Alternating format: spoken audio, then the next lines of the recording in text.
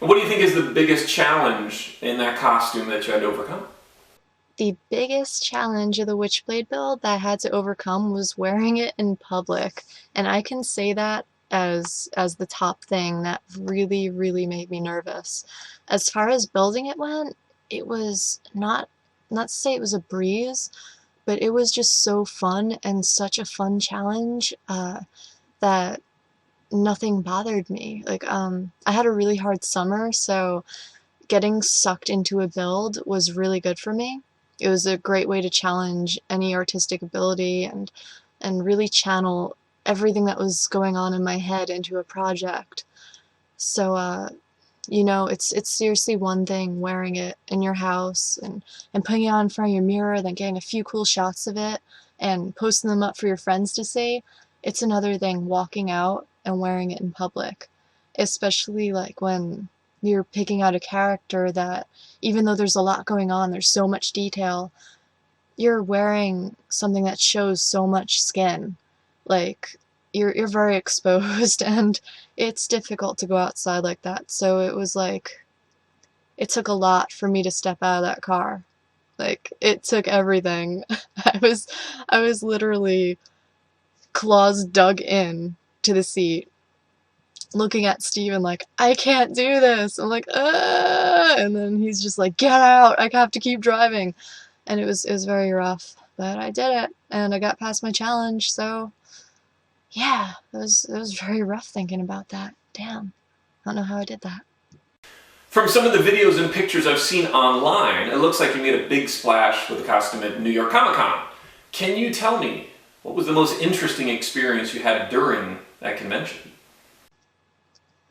For me, the most interesting thing about Comic Con has to be how big it's grown over the past couple of years. And I'm speaking like the couple of years. 6 years ago, the venue was like this little tiny fraction of the Javits Center, and in the rest of the Javits Center, like some parts were empty and other parts had other, I guess, conventions going on that no one cares about. But it's become the entire Javits Center, and not only that, but as it's been the entire Javits Center, the amount of people that have been loading into this place is immense.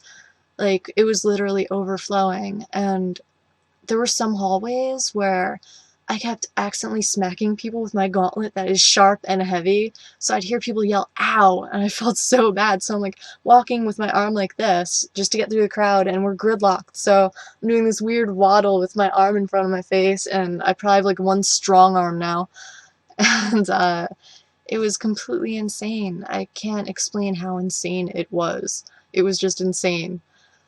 And another interesting thing is I noticed that there are a lot of interviewers now in Comic-Con, but not all of them are kind and friendly and want to know about your costume and are genuine. A lot of them are like wannabe comedians or whatever, but they could be rather insulting. So my new thing is to size them up. It's horrible. I actually shark them out and I troll them right before they get me. So this year, every interviewer, first we're sizing them up. I had one nice interviewer. Sweet girl. I wish I could find her blog wherever it was, but she was so sweet and so genuine and really wanted to know about our crafting skills and all that.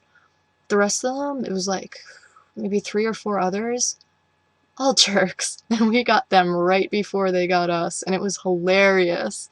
So I'd advise anyone who dresses up in costume, if someone comes at you with a microphone, size them up and make sure you think they're gonna come at you and want to know what you're doing. And the sad point is like, there are big companies now that do the whole interview thing, but they do it from a comedy aspect, where if you're female, they're gonna ask you disrespectful questions, so you better brace yourselves and just take it with a grain of salt and have a tough outer skin, because they'll get you. And it was fun knocking them off their pedestal, though. I gotta admit, I love doing that. Well, I hope this interview won't be one that you have to troll for. I'll try to be nice. Well, what's the next costume you're gonna make? So my next costume is kind of up in the air still, but for the longest time, I've been in love with Alex Mercer from Prototype.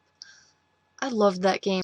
It's like Friggin' playground. I love it. So I might make like a big blade tendril arm sword thing and just wear it to Walmart or something. That's what I'll do. I'll wear it to Walmart. I think that would make an awesome addition to the People of Walmart website. I can't wait for that.